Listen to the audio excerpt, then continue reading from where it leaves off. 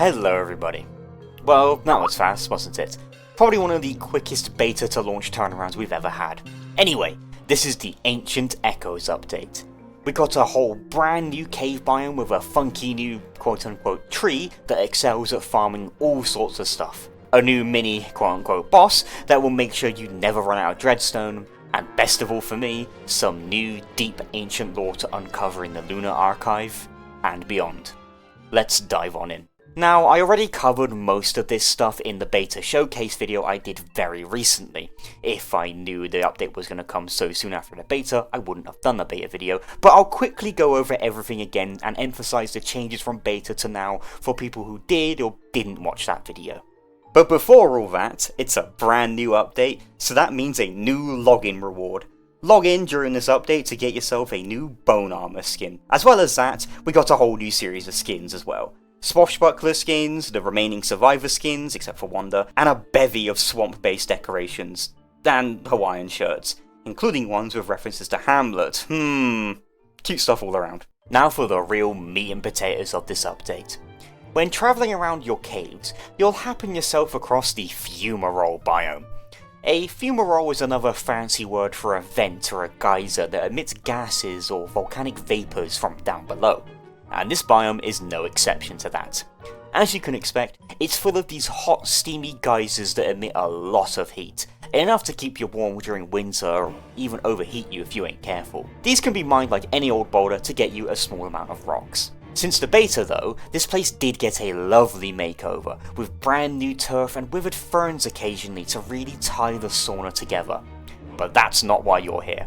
Despite the place being called the Fumarole biome, the fumaroles ain't the most important thing about this biome. That would be, to me, the Boulderbough trees. If you could even call this a tree. Yes, in this biome you can find all sorts of little plant-like growths that function as a pseudo-tree. If you go up to one, you can chop up the roots with an axe, which would do exactly that. Drop a big old boulder on your head, as well as dislodging any of the rocks or other goodies you saw hanging from it. You can then, after you patch your wounds, mine the boulder itself with a pickaxe to get your usual rock drops and a seed to regrow this tree wherever you want. Now, this thing has changed a fair amount since the beta, now taking around 5 days to grow instead of just 1. But to make up for this tree having an incredibly long growth time, it has an interesting ability to unearth different resources depending on where it has grown. In most typical biomes, you'll just get your rocks, but if you grow this in a place such as the ruins, you'll be way more likely to get ruins grade gems instead, or maybe even a little bit of fuel site if you're lucky. Grow it in the stalagmite biome, and you got a way of farming fossils, as well as guano or even bone shards. And if you bring these puppies to the surface where they grow perfectly fine, you're way more likely to uncover gold, niter, and even poop if you're inside a savanna biome. Another change from the beta is that you can now ignore the damage taken from it landing on your head if you wear any armoured headgear item. That includes the dreadstone helmet, the fuel site crown, or the warbis headgear. It won't protect you fully from the giant boulder landing on your head, just give you a split-second grace period as it rolls off your head to dodge out of the way. If you don't move out of the way, you will still take damage. This tree also gained a new special use that we'll look at in a little bit. So this lovely little tree is your one-stop shop to slowly farming so many more things. Just watch out for the giant boulder that will drop on your head whenever you do so, if you ain't armoured. Nothing a pigman or a merm can't fix.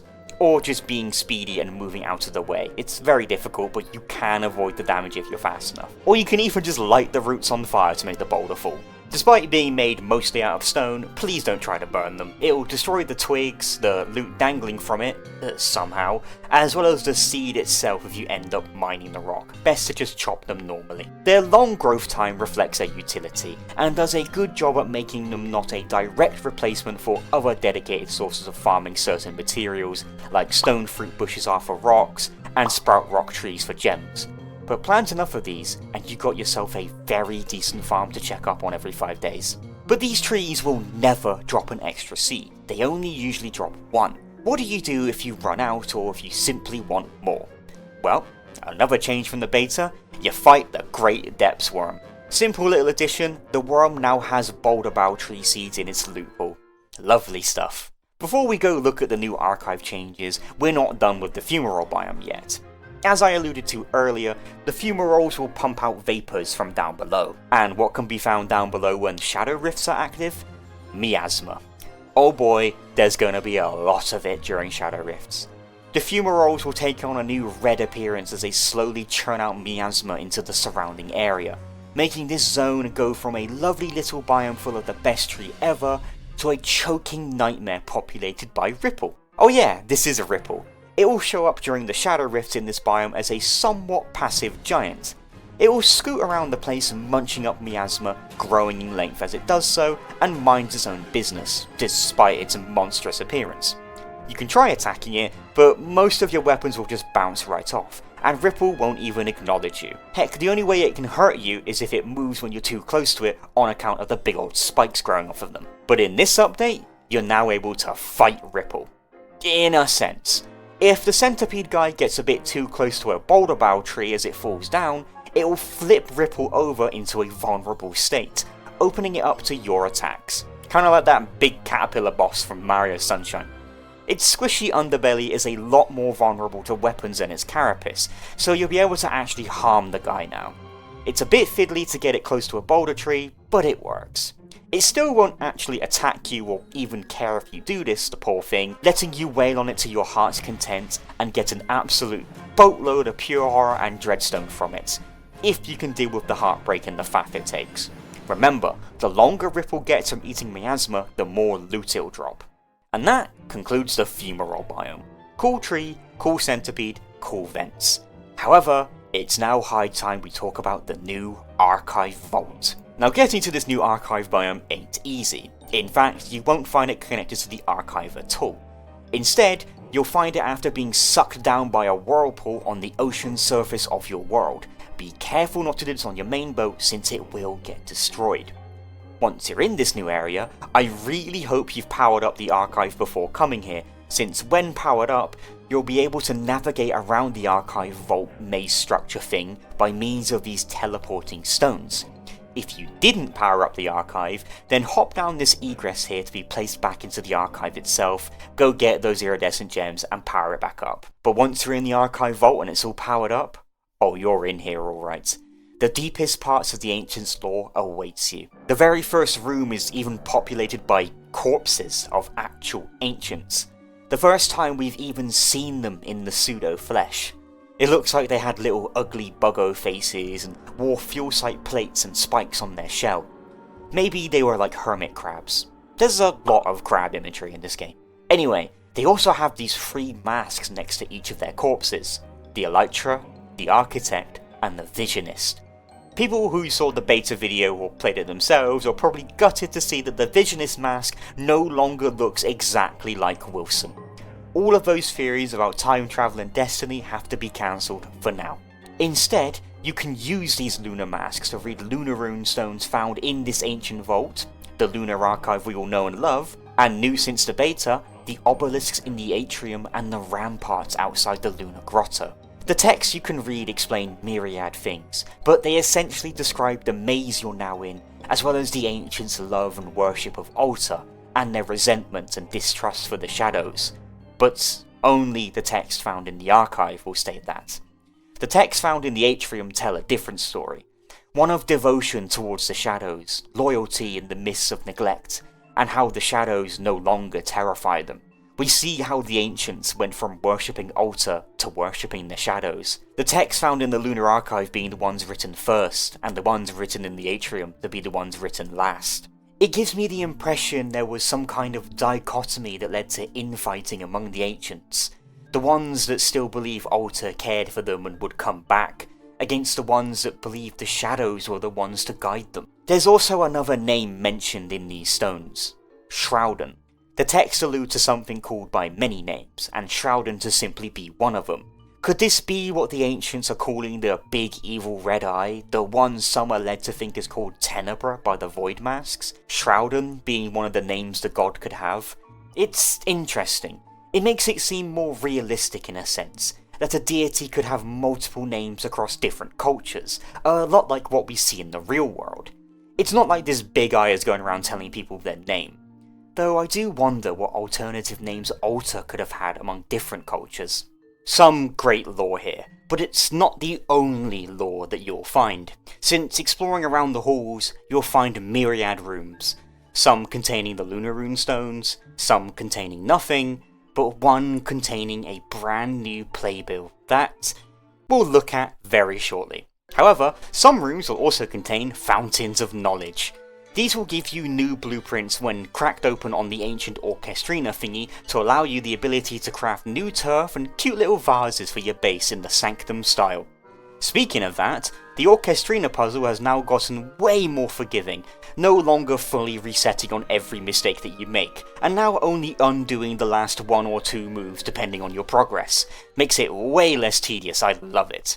Speaking of tedious, as you explore, you'll also eventually find this room, which contains that one puzzle from Twilight Princess.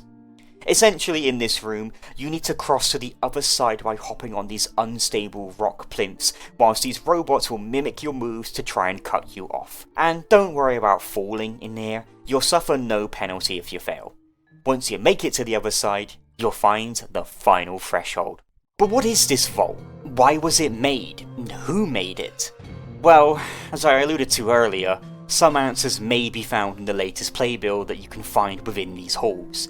Take this book back up topside to the stage, as well as the free mask you procured down there, to show off the latest play. A task complete. 'Twas the last stone cut and set, worn down to the tarsals, countless times over in servitude. My dear artificer, 'tis the finest work you have ever done, bringing my vision to its fruition. And never has there been a grander vision than yours within these chambers, dear visionist. I scarce would believe it, had I not witnessed the raising of this impenetrable labyrinth myself. Ever kind, Elytra, Queen's shield-bearer and our sagacious overseer. We thank thee for thy guidance through these many years we have been blessed to serve. How many moults have passed in this service? Not near enough for so worthy a task. An arduous and clandestine charge from the very pharynx of our queen herself. Hail Metheus! Hail Metheus! Yes, hail Metheus. Ever may she reign, my dear friends. For your sacrifice, you have her thanks, and mine as well. No thanks are needed, save the privilege of the task complete, and a swift return home to my brood. If hive and home are naught but dust and ashes now, a joyous homecoming awaits you both. But first, allow me the honour of raising a chalice to you, and to the impossible task you have completed. You honour us too greatly, Elytra. Permit us to raise a chalice to you first. The vintage, 'tis strong. It burns. Visionist. My brood.